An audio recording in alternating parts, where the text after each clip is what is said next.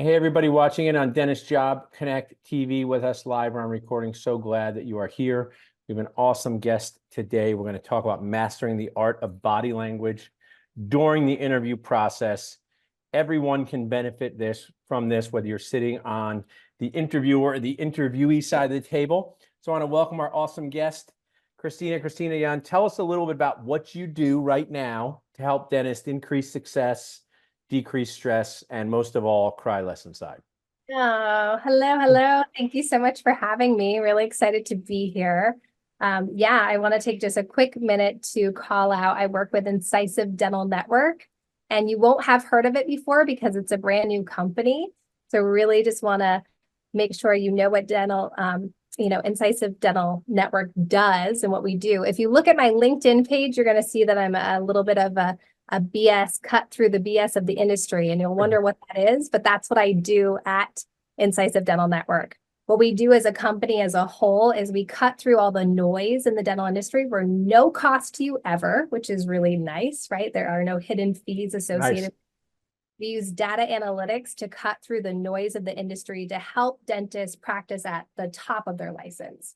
So if you want to take on all on X or implants or ortho and you want to do more and you want to cut through all those options that are out there, instead of having that subjectivity that our brains, which of course we're going to talk about the brain today and how we think and how we talk, but if the brain gets in the way, you might be choosing the wrong company to work for. So instead we gut through all of that, use data metrics, and we analyze them.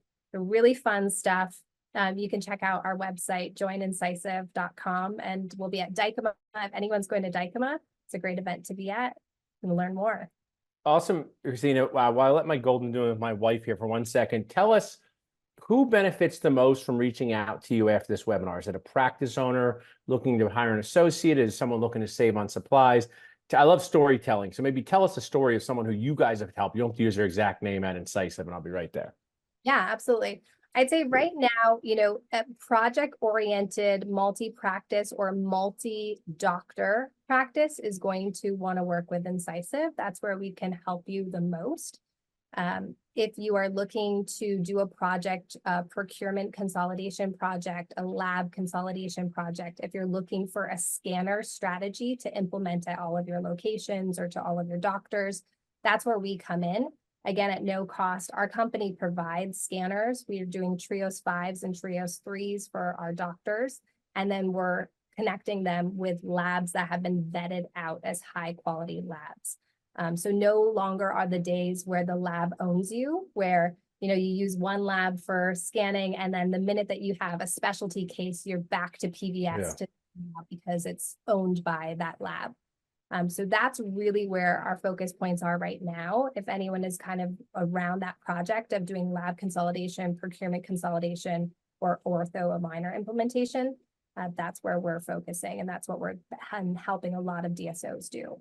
Awesome. So there's amazing things what we can do for patients. I always say technology in dentistry is just changing lives, but not having it confuse you, getting it into your workflow, not driving yourself, technical term, Kristina, nacho nuts in the process is so key. So they can reach out to you guys. Are awesome sponsors. So I want to share a few things that I help people with when they're interviewing for their first job, second job, fifth job as an associate dentist and practice owner. So let's talk a little bit about this, and then we will have some content from you on the body language part. So one of the questions that's important is, how will I be compensated? I've talked to associate dentists who've gone on interviews, spent the day with a dentist, seen all of their models and lab work, and seen their mission, vision, culture. And I say, oh, great, that sounds great. Like, what are they going to pay you? They go, oh, I forgot to ask about that.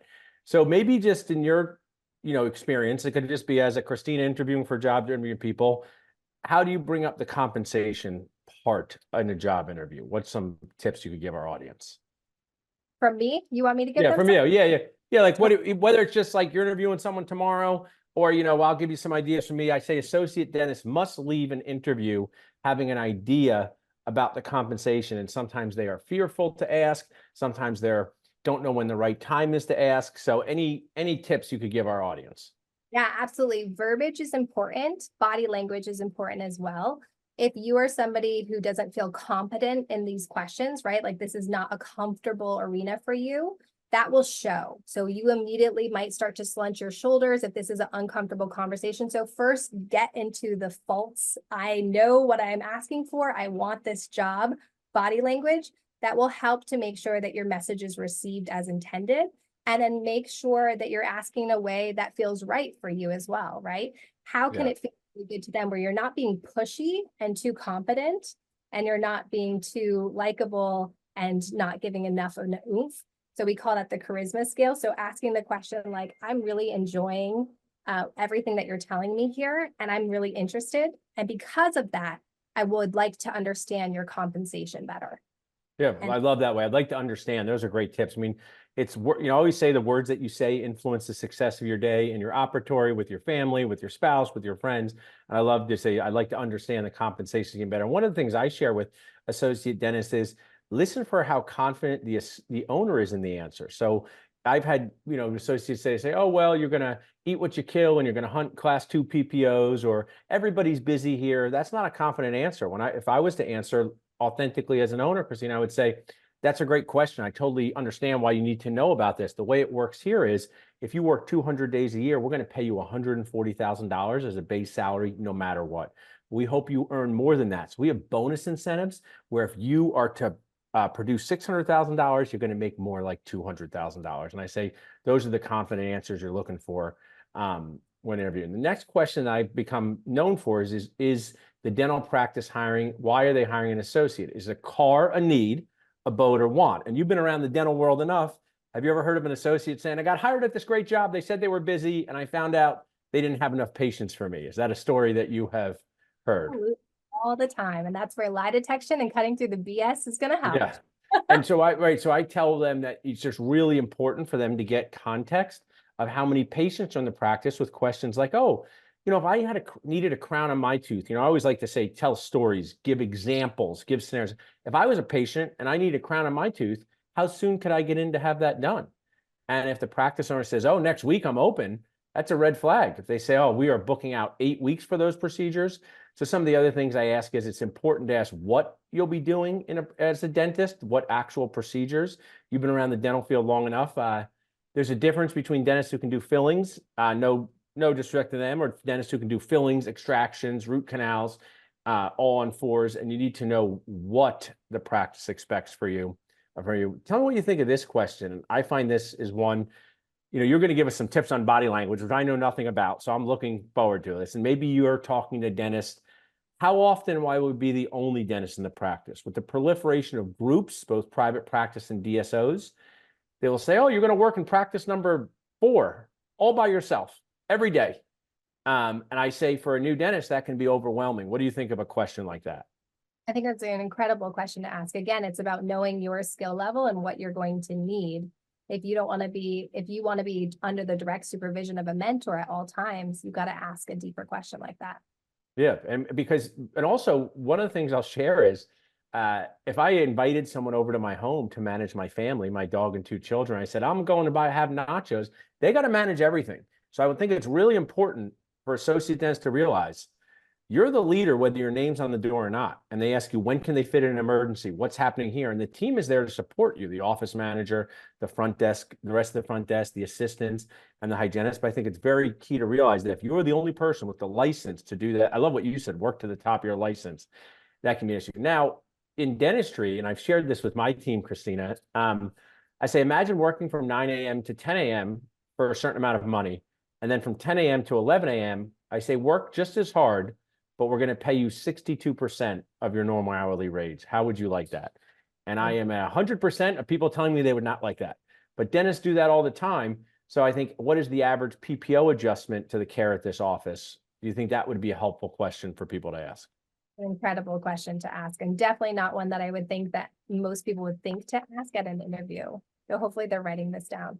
Yeah, because one of the things I'll share is, and you know, I always say intention doesn't dictate outcome. I could be walking around lecturing and I can actually accidentally step on someone's foot, and I say, oh, sorry, I stepped on your foot, but their foot still is in pain. Or I can be a crazy person and intentionally step on their foot, same pain in their foot. So whether these practice owners are just unaware or they're misleading, you may be doing the crowns that have 50% adjustments to them. So they may say our fee for a crown is $1,000 and you're going to make 30%. You say, oh, $300, great. But if you're doing all the PPO crowns at $500, it's going to be an issue. You work as part of a team with Incisive. You worked in this field before. This might seem basic, but will I have a dental assistant working with me? I've seen practices say, oh, we're going to hire a dental assistant after we hire you. I think that's a bad answer. What do you think of this kind of question, or what could this reveal? Yeah, I would even add in there, tell me about the dental assistant that will be working Yeah. with. So that's like asking for more of characteristics, not just a yes, you'll have a dental assistant, and there's not, just like you said, it might be that they're going to have one after the hire. If you say, tell me about the dental Yes. assistant, the dental assistant, a person, Yes, I love that. characteristic, and And then that's why we're learning together. That I didn't think of that. Yeah, I would say, well, I have a dental assistant, but they could say yes, and if they could have been hired yesterday. And I went to a great course where you cannot put the newest dentist with the newest assistant, or disaster will happen. So I think, I'm sharing words. You're going to talk about body language, but these words are important for the practice to reveal the authenticity and the reality of what they're going to be dealing with. I want to share with my followers here that you can get a whole list from me of these questions. You can print it out. You can put it in a little notebook. I always say, show up at an interview, Kristina, with a little notebook, and say, oh, I want to write some questions. I want to take some notes. So I make sure I, absorb everything you're saying, but you can have a cheat sheet of questions on your end. Because one of the things I'll share, even me, Kristina, and I know we're getting just like, it's stressful to be in an interview. Your brain isn't thinking the way it always is. Like, you might forget to ask about compensation. Have you seen either your friends or colleagues say, oh man, I can't believe I didn't ask about that question. I was intending to do so. always. So that's why I say a checklist. I'm a big fan of the checklist manifesto. So people can get this. They would like from us. They can text WTF to 215-798-9897. And this is a family-friendly show, Kristina. So it is to avoid a WTF, why these fail associateship. That's why they can text in to get that. We'll give you a video and a checklist, anyone watching in live or watching it on demand, so that you can go to these dental job interviews with success. Now, I want to go to your content. We might come back to this later for a second, Kristina. I want you to share your why. You said, hey guys, I want to talk about body language. And I think this is so interesting. So tell us why you even wanted to reach out to us. Yeah, so there's a lot of conversations that happen verbally, and these questions that you have are incredible, right? But most of our communication is nonverbal. So 75 to 90% of our communication is nonverbal. And a lot of times we're missing and skipping over that piece. So depending on who you are, whether you're the interviewee or the interviewer, your nonverbal communication is the most important part of communication. And yet we're not really cognizant of that in these interviews. So what can we do to kind of overcome that? I got trained in neuro-linguistic programming. If anyone knows what that is, that really is just kind of the science of how the brain interprets language, whether it's verbal or nonverbal. And I became incredibly obsessed with this for a while. I was the co-founder of the Dental Mind, Body, and Practice. We have a bunch of YouTube videos. Wow. Sunsetted that company, but you can always watch the YouTube videos. They're very helpful for stuff like this. There's some interview tips in there and some conversation pieces to activate the brain a little bit.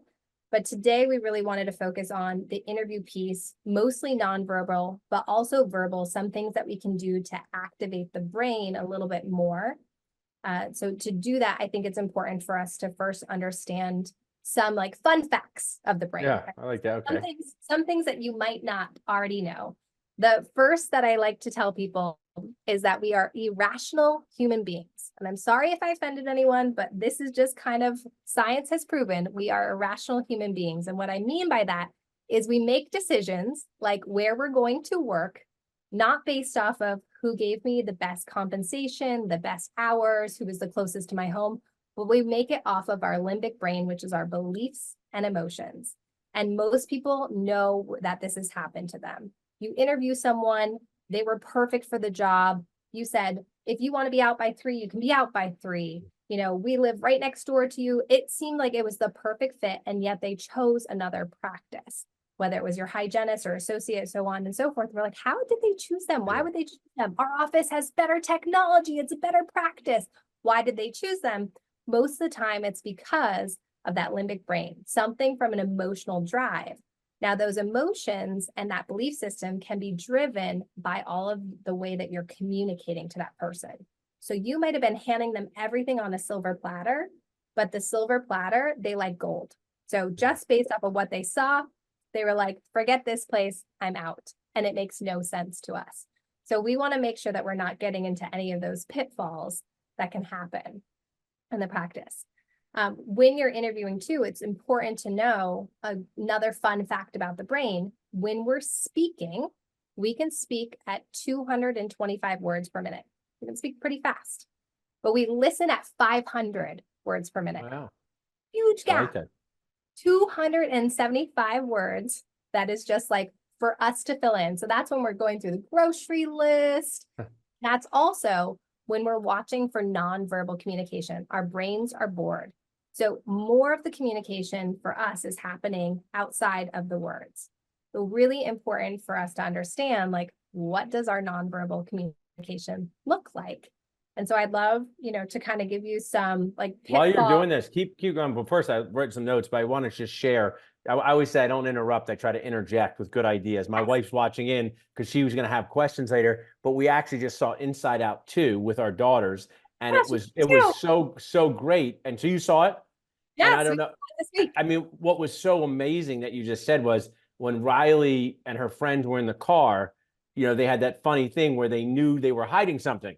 And her brain was saying, look, they furrowed their brow. And then someone goes, no. And I mean, I think that, it's so important. And dentists, what's interesting about dentists is we wouldn't be able to survive and feed our families and be successful if we didn't master some of this nonverbal communication to our patients, right?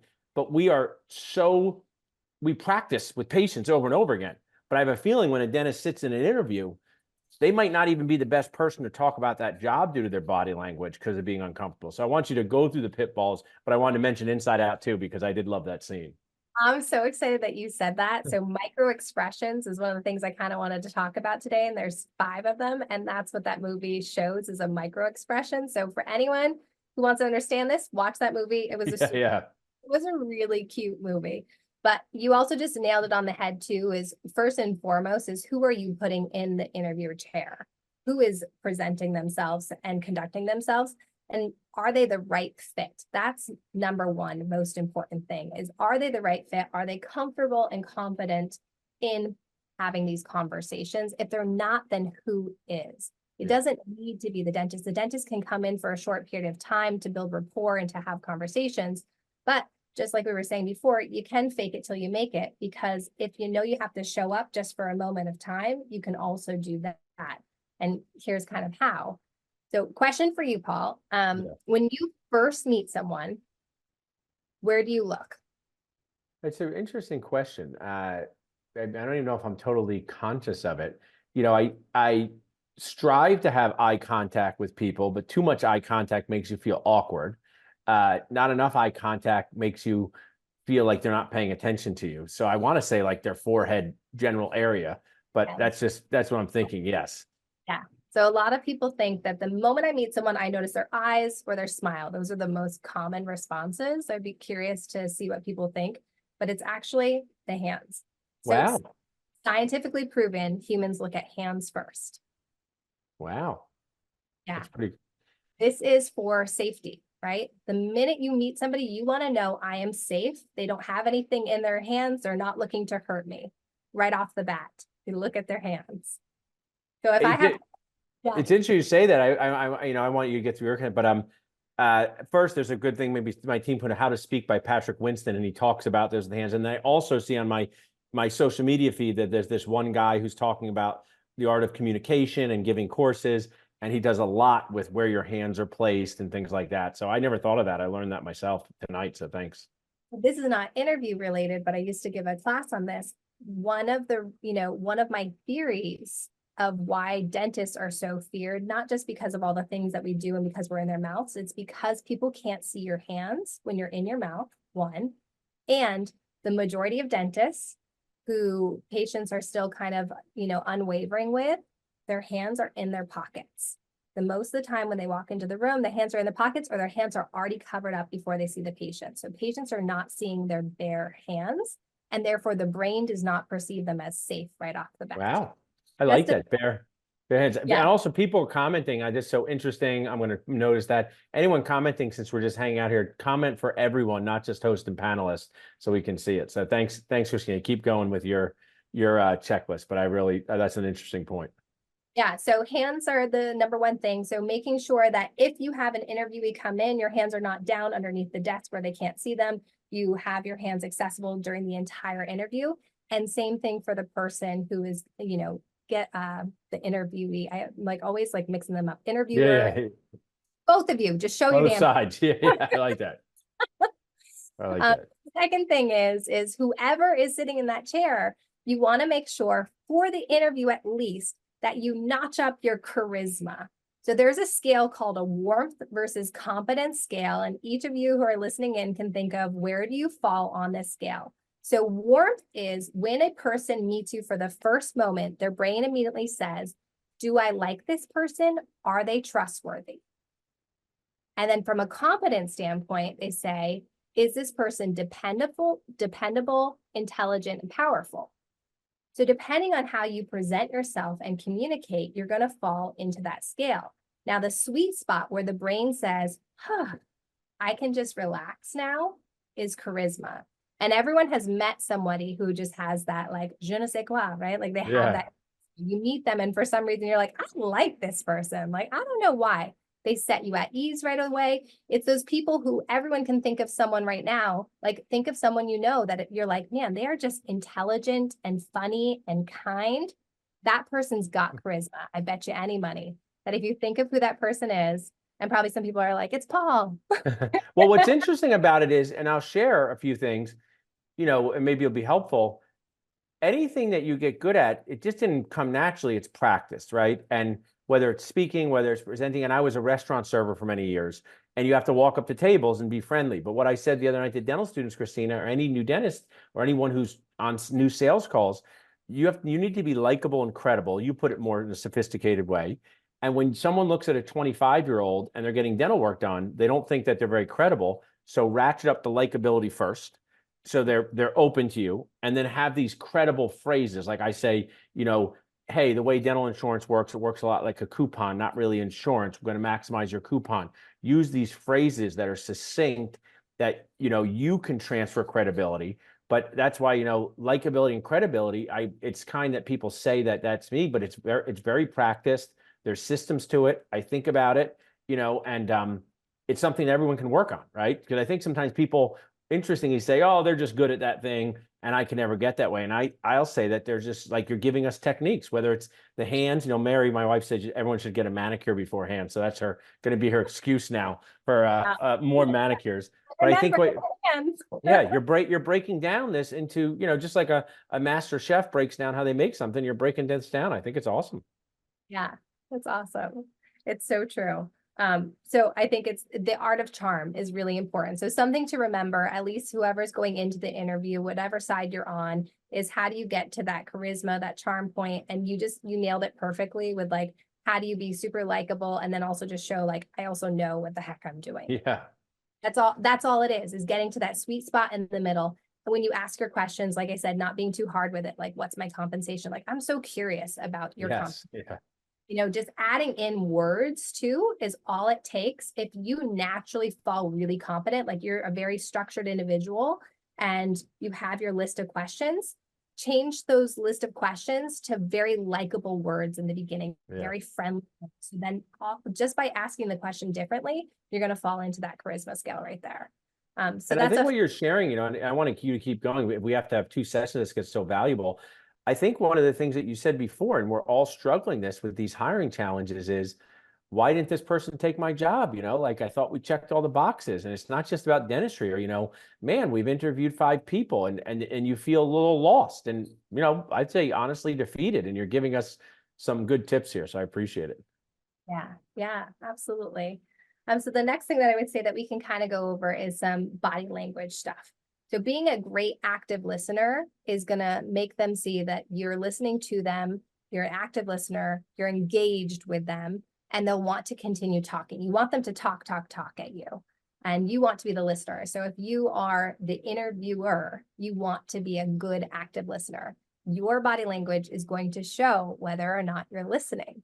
So from head to toe, the most important things is your entire body. There's something called fronting, and that's where you have your head, your shoulders, your hips, and your feet pointed at this person. This means I am engaged. I am only here with you. I am present with you.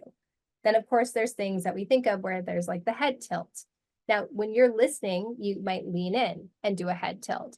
Being just aware of these things shows like I'm listening and I like what you're telling me. This makes the person feel good. It gives them dopamine hits by being like, oh, they like me. They like what I'm saying. Like, okay, I'm going to keep going. That's really important. Now, on the flip side, watch that also from the person who is doing the interviewee aspect of it. Are they engaged? Are they listening to what you have to say, or have they already disassociated? That's really important. You don't want to exhaust yourself either. Sometimes people have already made their decision that they're going to work at XYZ Dental, but they had this scheduled interview, and then they come in and their feet are the number one thing to look for. Feet show where the mind is going. So if the feet are pointed at the door, they're already gone. Yeah. You might as well just stop right there. You can see if you can get charismatic, if you can get them interested, if you can pique their interest, and you can do some fun things there. If the feet go towards you, that means you've got them. You've nailed them. They're starting to listen to you. But if you watch someone's feet go towards the door, that's where their mind is going. Yeah, the people are saying they love these tips, and I think it's like we're gonna break down in our show notes all these like take home tips. So keep going. This is awesome. You just let me know because I have this. We have a how to beat the competition. So whenever you need that up, but I think we're still on nonverbal stuff. Is that am I tracking with you? Oh, okay. So you had it kind of lined up. Here I am. I'm just going all over the place. No, right? I like it. No, you're doing great. I want to make sure I'm staying in tune with you. So Yeah. I mean, these nonverbal things are awesome. I know our next. Tell me when you're ready for our next topic, but I just want to stay Let's on go to track. how to beat the competition. So Cool. this is kind of all built into one. So how to beat the competition in today's competitive landscape. We've talked about it already. What's happening is the irrational brain is kicking in. So the way that you're going to beat the competition is by feeding into that piece, that nonverbal communication, and that irrational brain, that emotional brain is what you want to really tap into when it comes to these interviews. For the most part, you already know, like if they're a quality dentist, just from the information that they've given you, you've called the offices that they worked at or the school or the dean, and you've understood like what their back history is. You're not super interested in that stuff. You might need to know the hours that they want to work and the salary that they're looking for, but really you want to just grab their attention. Like we have such a small pool of associates to pull from at this point. It's like, how do I just get sticky? And that's what I'm gonna do is like, how do we make you the sticky office that people are just like, I just want to work here? And there's two ways that you can do this. And these are a little bit more, there's a verbal and a non-verbal one, and that's mirror and matching, and the thread theory. So mirror and matching is a body language technique where you can give people those constant dopamine hits where they say, I really like this person. And that is if somebody is sitting straight up and looking at me, I'm sitting straight up and looking at them. You don't want to be too weird about this. If they're like flicking their hair, you're not going to start, Paul, you're not. But, you might at one point just kind of like brush something back or touch your ear or go towards your head as well. The minute that you do that and the brain starts syncing up, you get these massive endorphins going off in the brain. And it works for both of you. So you just start to create this incredible connection. So matching that body language a little bit. If they, put a leg over, put a leg over. If they have their arms crossed, maybe start with the arms crossed. If you're wanting them to loosen up a little bit, start where they are and then work your way out of it. A lot of us have learned this as dentists, working next to the patients. Like, how do we get somebody who's really, really tense to loosen up? Is to start really tense with them and go down into that same state that you're looking for. But this works really well in interviews too, just to create that connection points with them. Awesome. So that's the mirror and matching, and I'm excited to hear about the thread theory. Thread theory is one of my favorites. It's something that you and I did when we were talking about Inside Out. You said Inside Out, and I said, me too. The minute you have a me too moment, you have a massive dopamine hit. This is a huge connection point. These are the ways that you highlight that brain, that limbic brain, to get them to really feel these emotional releases while in your practice, while in the interview process. Vice versa, if you want the job, start having those Me Too moments where you ask questions like, what is your favorite procedure to do? And if they say endo, and you're like, me too, I love that. Like, Yeah. whatever it is, create those Me Too moments. What you don't want to do is cut the thread, which is, oh my gosh, I hate endo. It's the most boring thing. I do it. Obviously, I'm a dentist, but I hate it. That moment right there will stick with the brain. So being really, really careful not to create the cutting of the thread. I mean, that I love is that's the classic, like, yucking people's yum, right? Like, we tell our kids, if someone says that they like carrots, don't say, oh my gosh, I hate carrots. And we do that as adults. What I have some awesome team members on here, and I have plenty of opportunities for improvement, Kristina. I just do a restaurant server, dentist, speaker. I have a lot of practice. I just think that what some people could work on to be more successful is they just can't be quite as reactive and immediately word vomit out what they think, because you don't have to be disingenuous and say endo's my favorite thing.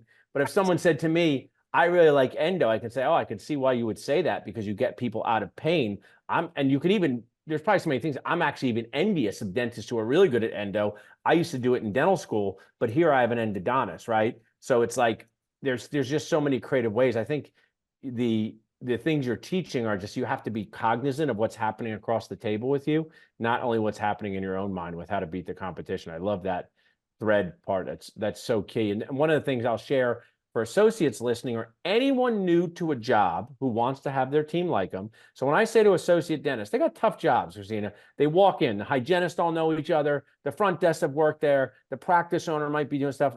So what do they say to the team? Say, hey guys, where's a really good place to eat lunch around here? I'm new. Tell me one of your favorite places. You put them in the hero seat, and then most of the time it's a place that you will like, sandwich place. And then you now have created what I call a connection over something that's not controversial, right? So that's kind of my way to kind of try to create threads when you show up new to a place. Ask them questions that are easy, something you can bond over. So I love that. That's amazing. Yeah, such good insight. I mean, it's really important, as many threads as you can possibly get. That's what you want to do. You want to build that rapport with individuals. It's really funny. I gave a course at the Yankee Dental Conference, and it was, and doctors are going to hate this concept, but we struggle, dentists struggle to build rapport with their patients sometimes. It takes months. Once you have it, you've got it forever, right? Like those lifelong patients, they say, the associates take over, and they're talking about the dentist who they had forever and ever and ever. And you're like, they did such shoddy work, but for some reason they're with them, right? Is once you have it, it's there forever. But you want to be able to build that reputation up as fast as possible, right? It's totally, it's essential. It's essential because we are selling things to patients that they don't want and they don't want to pay for. We're not selling vacations. We're not a hair salon. So when you're in a dental office, you need to be successful with this. And you take these same skills that you're teaching for an interview and you just transfer them right into your operatory, right? The threads. I mean, one of the things, I say is, you check hygiene patients, you're running around, you're trying to be bond with them. And I immediately say, if you were in my hygiene chair, and even if I was busy, I would just say, hey, Kristina, what are you doing after this appointment? I know this is the most fun part of your day, but what do you have planned next? And I just take the chance that you're not going because your cat's sick, and you say, I'm going to see my family, I'm going to Pilates, and then I strive to bond with something. And I think you're really hitting on so many points. And this is kind of like, you've touched on already, but the charisma 101 and likability in an interview. Yeah, how to be more likable, how to build that rapport, how to have that charisma. You nailed it on the head in regards to, threading a little bit deeper, right? Is you don't have to agree on the endo question, like you said. You just have to dig a little bit deeper. What do you like about endo? And get into that. And then there's going to be an agreement point. And when that agreement point happens, so celebrate it. Like make it, make sure to do the Me Too moment. Like, oh my gosh, I do too. Like, what exactly do you like about that? And go off topic. I think a lot of times in an interview, we're so structured. We're thinking like, okay, we've got an hour, we've got this amount of time. We have to go through this list of questions. But what if the number one thing we want to get out of an interview is connection? What if that is our main objective? What if we want to build rapport? What if we want to have that likability where people walk away and they go, I love this person. That person means that office. The reality is that's what it is. And that's why it's so important. Who gets in that seat is your most charismatic individual. And it is okay if you are not the most charismatic, but can you be in that moment? Can you dial it up or dial it down to match that charisma or likability to really be able to have those conversations? So the course that I gave at Yankee was about hostage negotiators. Hostage negotiators can build rapport in a matter of 2 minutes. Now, this is someone they've never met, someone who has thought long and hard about what they were going to do, and it's usually not anything very good. And yet within 2 minutes, they can build rapport with that individual and get them to like them, listen to them, and want to do what they say. Now, I know it sounds a little manipulative, but the reality is that's what we're talking about here as well, is how do you build that quickly with an individual who you've never met before and you want them? How do you get sticky with that? And then when you're having those conversations, I see you've got up here the telltale signs you're being lied to is I know there's people before you get to this, 'cause I know some people on the Zoom, especially ones that are in my house right now, are going to love this, telltale signs thing. But there's 2 books, maybe I'm sure you're familiar with Never Split the Difference by Chris Voss, because he was a hostage negotiator. And then one of my favorite books, To Sell is Human by Daniel Pink, talks a lot about this, because moving people forward, right? In this case, the hostage negotiator is trying to help people stay safe, right? Save lives. But I also might be trying to get my 6-year-old to eat vegetables, right? I might try to someone be trying to get me to not throw my clothes on the floor. So there's like moving people forward. It's not manipulative. It's a technique for success and sanity, getting people to show up on time, getting how important infection control is in your office. And I think, that's so key. So I'll let you do the nonverbal telltale signs here. So I just wanted to put those books in there, To Sell is Human and Never Split the Difference. Those are good ones. Yeah. Yeah. So it's really about cutting through the BS, right? Is how do you have the real authentic conversations, cut through the BS, get to the real person, get past the facade that's in front of you. And then once you're having the right conversation, you're probably going to get that authentic person coming out. But there is that possibility that they really want to be perceived a certain way. And they might not want to tell you about their past or why they got let go from the previous practice or let go. They left the practice, right? How do you get to that nitty-gritty stuff? The questions are going to help, but then also looking for the nonverbal telltale signs is really important. So first thing first, it's really important to call out the BS. Seeing that somebody is lying has nothing to do with their arms being crossed. I love when people are like, oh yeah, if their arms are crossed, then they're lying to you. I'm like, or they look away. I'm like, that has nothing to do with if they're lying at all. So I just want to first call out that people not looking at you, looking away, or arms crossed does not mean that they're lying to you. So please do not use that in your interview skills at all. It might make you feel uncomfortable and have disconnection points, but that is not somebody lying to you. Now, the number one thing that happens is that we express emotions before we feel them. So we express emotions before we feel them. So the body cannot lie. First and foremost, that's those micro expressions Paul and I were talking about on the movie Inside Out 2.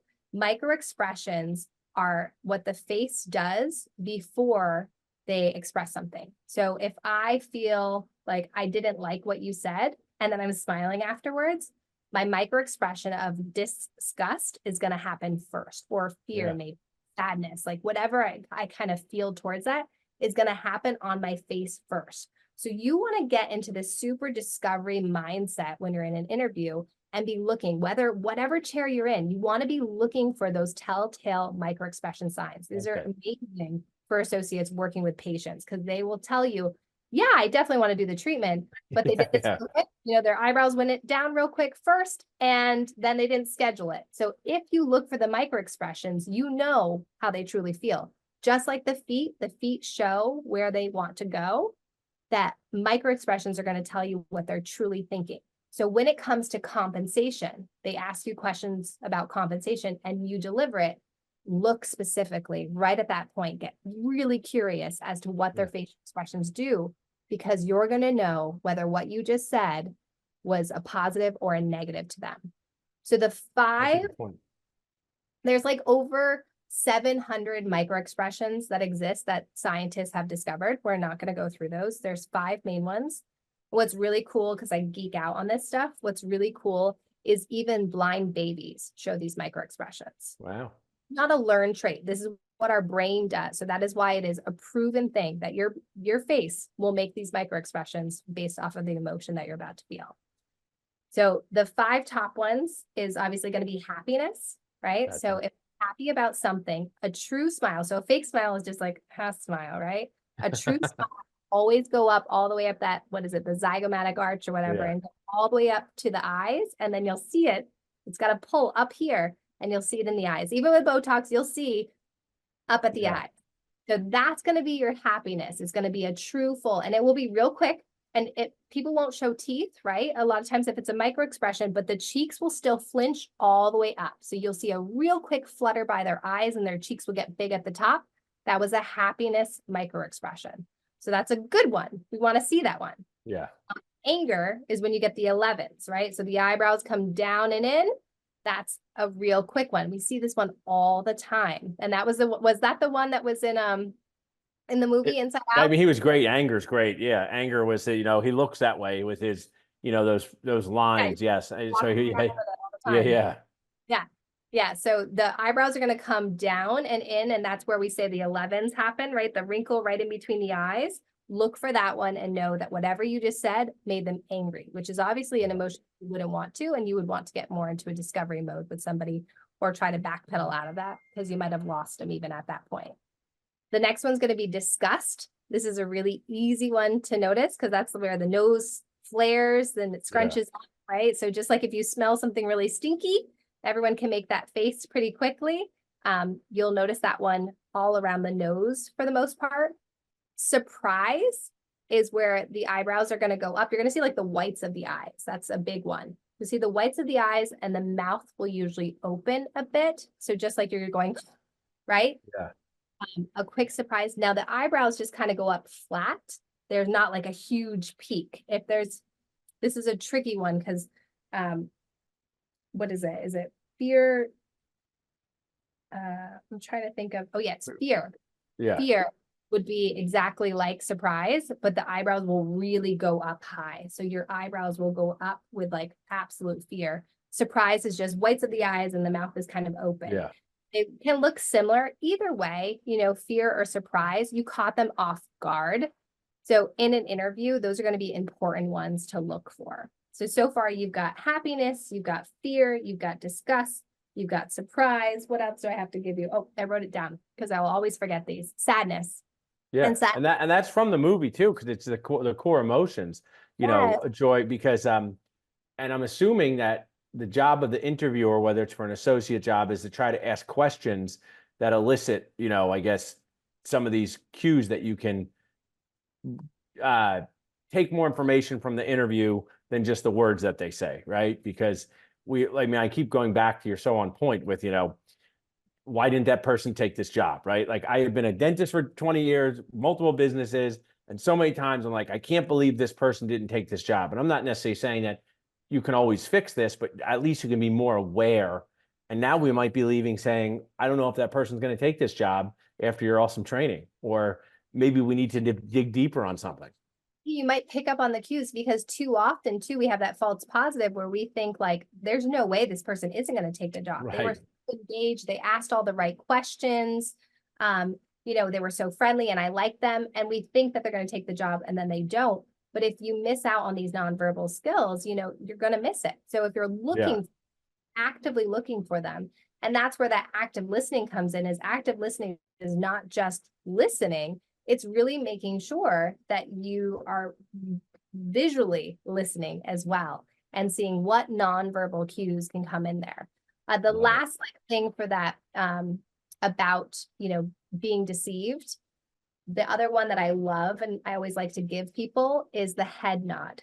When someone says yes and shakes their head no, this one is my, I feel like, I've always been obsessed with body language and lie detection, but for lie detection, that's the one that I pick up the fastest because micro expressions are fast, right? Like it's like 1 millionth of a second. They're super, super fast. So you have to catch them and you really have to be looking for them.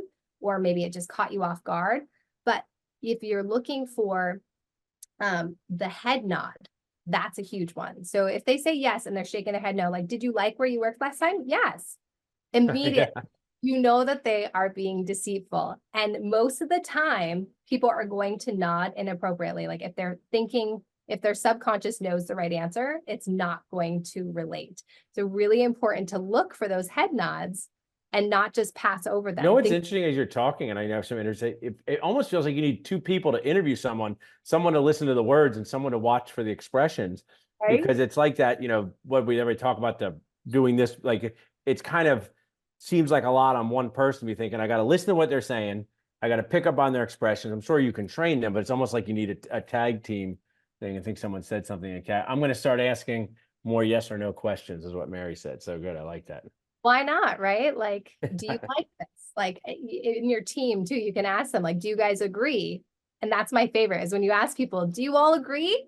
And they're all going, yes. And one person is nodding their head no. You know that that's the person that you need to have a deeper conversation with. Yeah. It's really an amazing thing how our will nod in relation to it. So it's so funny how it happens to us. So that's one way, not that they're trying to be deceitful, but it's just one of those things, what they actually believe versus what they're telling you. So those Someone said, two, one of my teammates said she took a class on body language and they talked about the Amanda Knox trial and how she was noticeably be doing the head shaking. yeah. Yeah, it's crazy. It's all over the place. There's tons of studies that show it. Like you can't help yourself. Someone says, funny how we spend so much time for, that's actually a good point from one of our hosts. Funny how we spend so much time preparing the words for our interview when a lot of it, is how our whole body language thing. So I think you've really created some fans of, I'm going to ask people what, we're going to talk for a little more, but what they're going to take away from this, because you've given us so much. In fact, if you guys are here, tell us something you're going to take away from this as we go through the last few points here. Yeah, that's great. Thank you so much for the feedback. I love that people are connecting with us. It's really, I agree. I think when it comes to the interview, we focus so much on the words, and the questions that we ask are great. But as soon as the brain, gets used to it, it becomes boring and then they're unengaged. So you Yeah. really memorable, you have to connect, you have to build that rapport, you have to be head to toe in it to win it. Yeah.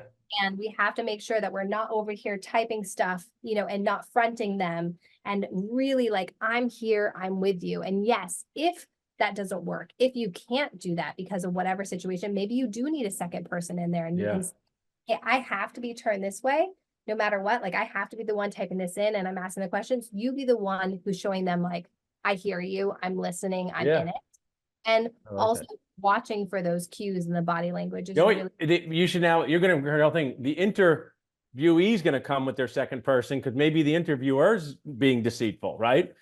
Has anyone ever left this job because they felt they weren't paid right as an associate, and do the, no, or something like that, right? Yeah, no.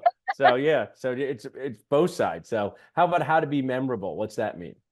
Yeah, so that's kind of what we're talking about here is how to be memorable, how to be sticky is kind of everything that we've talked about is those moments that you can create those dopamine hits within the brain where you really have people feel like this was amazing, this was an incredible experience. It's those experiences that become impactful to us that make us take action.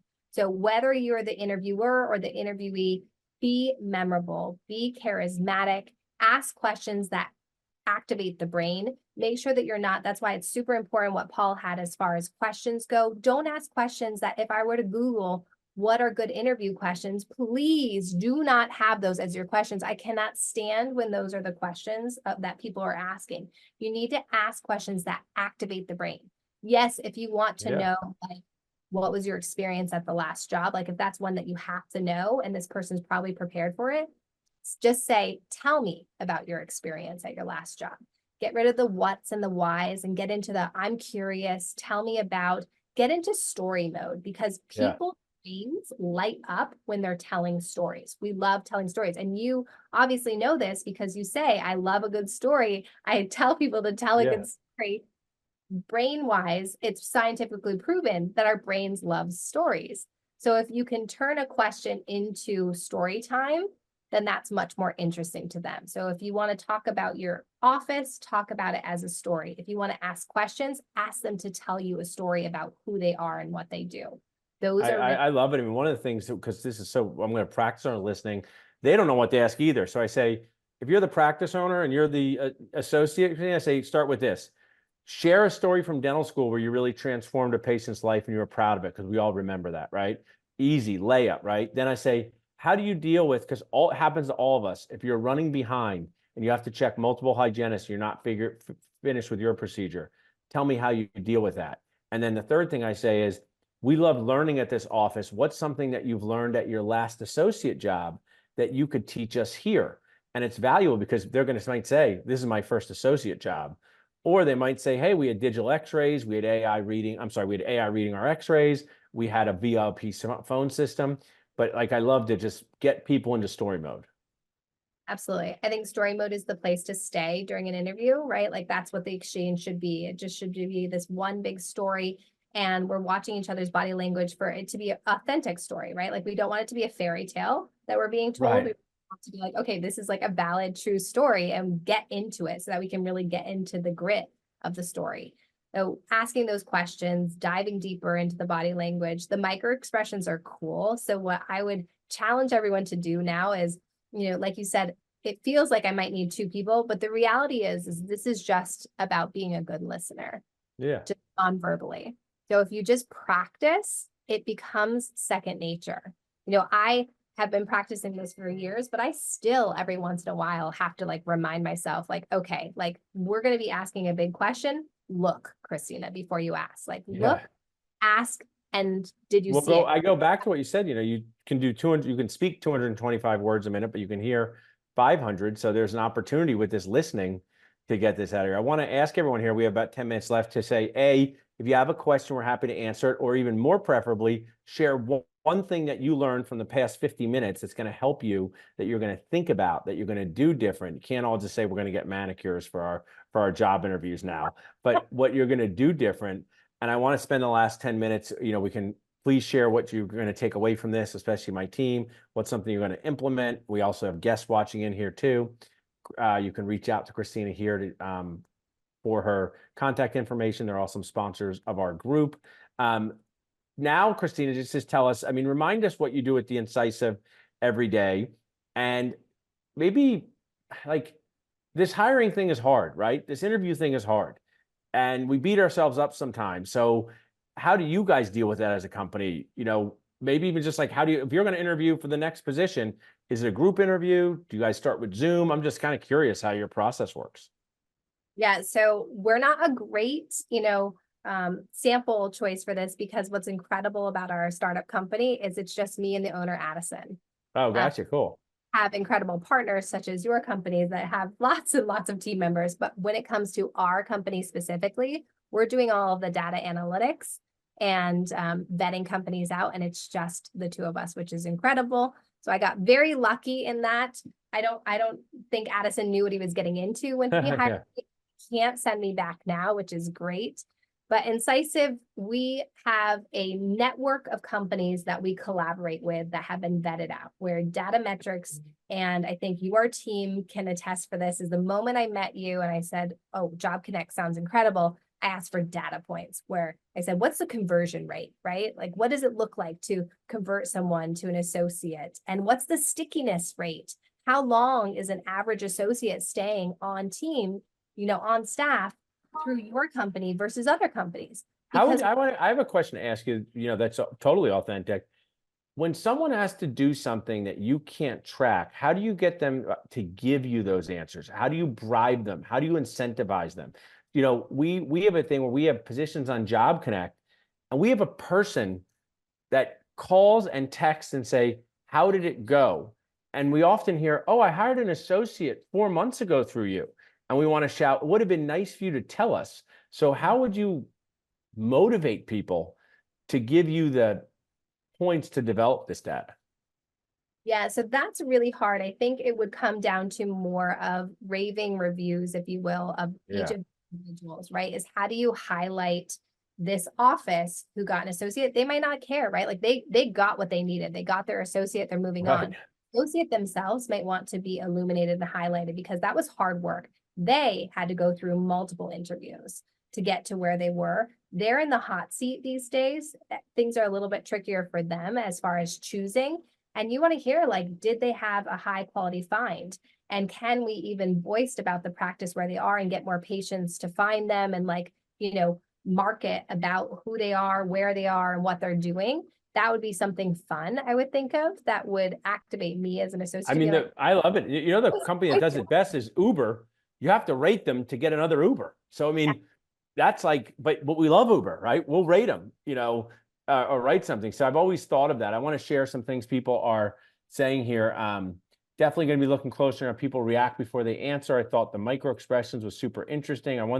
I feel like one thing I actually do when I'm talking with someone is see if they actually care what I'm talking about, is looking at how they're standing or sitting with their feet. Took away a lot of points. I think my favorite is to notice the feet and where they're placed. This is a small but telltale sign. As a chronic talk with my hands person, is it better to use hand gesture? That was part of Inside Out too, the hands. Remember when she was like, should I put him? But that was so funny. The brain was saying, your hands look dumb. Put them here. Put them in your pocket. So this person says, is it better to use hand gestures or leave them stagnant? I'm going to take away your listening tips. So for someone who talks with their hands, what would you say to them? I love that question. So talking with your hands is incredible, right? Like, we can talk with our hands, but it has to make sense. So it can't be this excessive talking with our hands. So I can't say it can't be excessive. So I'm showing you tiny fingers right now, and I'm saying the word excessive. That doesn't make sense. So you would say can't be excessive, right? So you have to use That's a good point. Hand gestures that make sense. If your hand gestures help the brain to understand what you're talking about, then the brain is going to better understand what you're talking about, and you're filling in that 500 space that we were talking about, where the brain is looking for how to fill it in because you're not talking fast enough for it. So you have to use hand gestures. I love that the hand gestures have to align, or else people get confused. And Mary said, "I'll keep in mind." And I think it's actually really important. As much as I'm assessing the person I'm interviewing, they're also assessing me, right? I think one of the things you shared from the beginning, like, it's a two-way street. It's an interactive engagement. And I think sometimes I've been in interviews for stuff where it's like, person feels like I should feel lucky to even be sitting here, and it's not super comfortable, right? So it's body language on both sides. So I think you're going to help a ton of associates here. Kristina, where are you based out of again? Remind me where you're based out of. I'm in Vermont. Oh, nice. Here's on the East Coast with us. You have to come down to visit us at Nacho headquarters and Job Connect headquarters. I'm so appreciative. You're an awesome sponsor. People can email here, Kristina@joinincisive.com. And it's okay if they reach out to you at 802-999-6037. And you guys are a friction-free solution to making their lives better.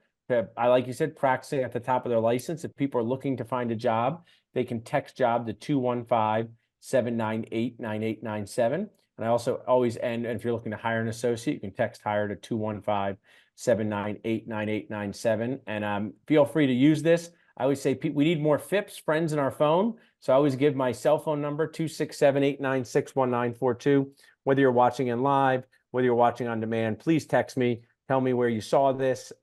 Maybe I can help you solve a problem. You can help me solve a problem one day. But at the end of the day, we all need more people to call when we need help. And that's my concept of FIPS. Well, Kristina, you did an amazing job. Anything else you want to add to our audience before we wrap up? No, I'm so appreciative of you having me here. I hope that this was a fun conversation for everyone. I figured when we were talking to your team, we're like, this sounds like a fun thing to do. Yeah. So I'm really grateful that we were able to come on here. If anyone's interested how we take BS detection to the vendor vetting process, make sure to reach out. I love that. Well, thanks everybody for watching, and hang around for a second, Kristina, and everyone else. Really appreciate your time.